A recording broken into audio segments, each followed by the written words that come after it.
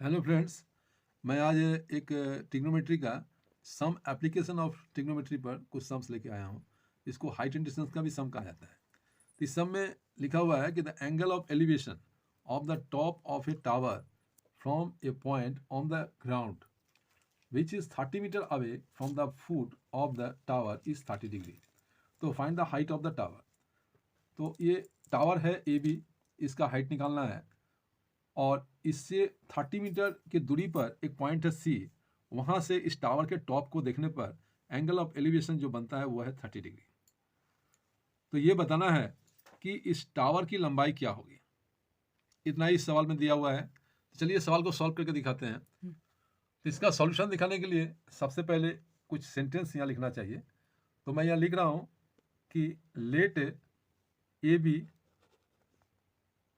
B the tower of height h meter and C be a point on the ground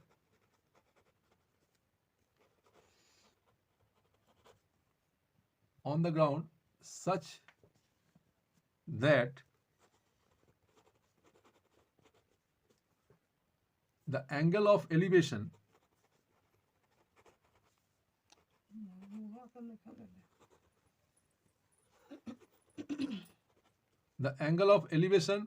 of the top of tower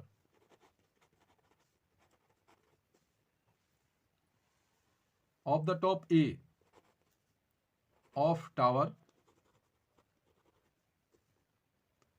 AB, ये जो tower A B है इसके top A पर angle of elevation C point से बन रहा है। तो इज ऑफ ये है 30 डिग्री, ये गिवन दिया हुआ है। तो यहाँ पर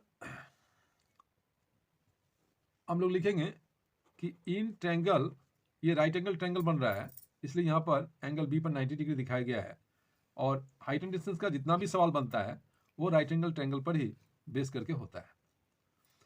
तो यहाँ in triangle A B C, इसमें क्या क्या दिया हुआ है कि एंगल सी जो है वो है 30 डिग्री, ये देख रहे हैं आप।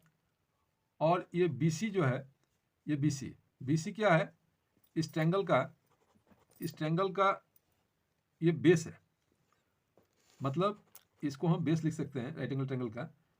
उसका लेंथ है 30 मीटर और ए बी जो है वो परपेंडिकुलर है।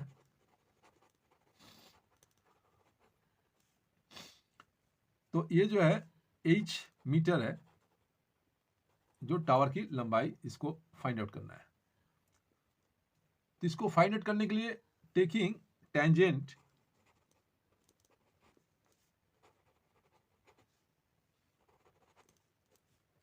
Angle of angle C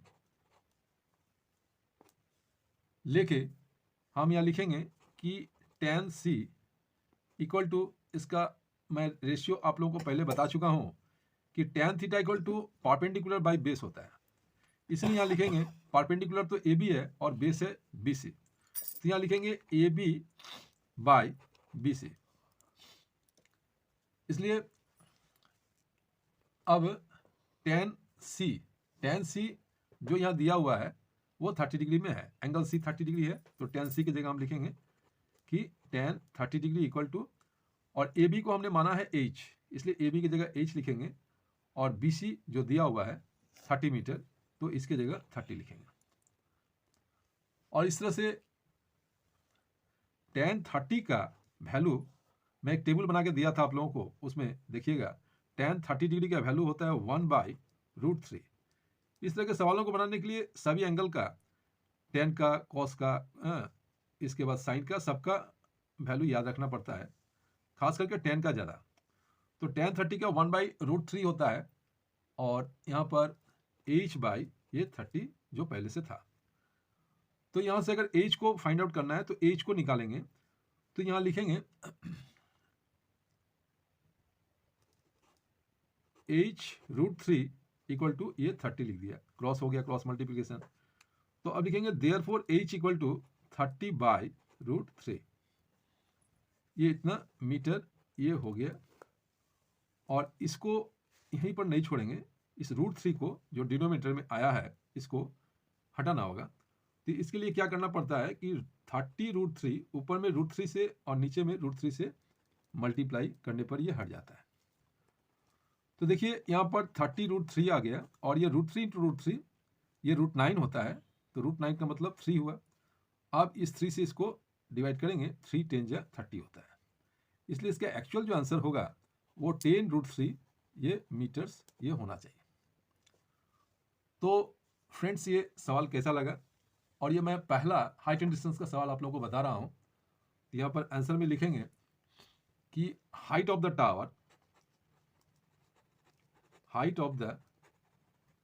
tower equal to 10 root 3 metres, ये हुआ आंसर। तो मैं ये पहला हाइट एंड डिस्टेंस का सवाल बता रहा हूँ, इसके बाद और भी अच्छे अच्छे सवाल मैं आप लोगों को बना के दूंगा वीडियो में, और इस सवाल को बढ़िया से देखिएगा। आने वाला समय जो है आप लोगों के एग्जाम के लिए ये आपके काम में आएगा।